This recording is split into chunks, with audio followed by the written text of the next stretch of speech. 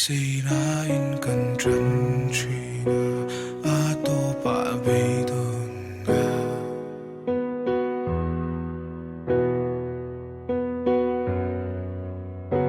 ka chel din thelo lim tla mang tra ti na na ma hun hian min le pui zel si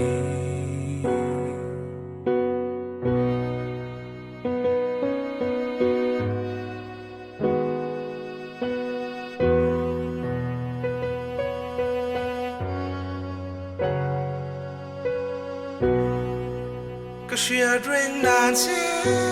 min kal san la Kang hilo nan se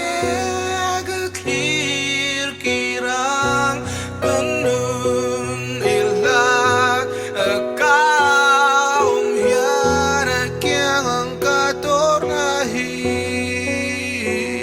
Kasangalay kumayan Kalyam puy don kanun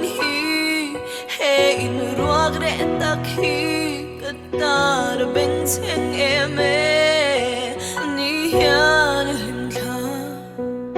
ahera swapuya sun enga ka untim kamang ralechi kangay na chin ka ingay ka nat si chuan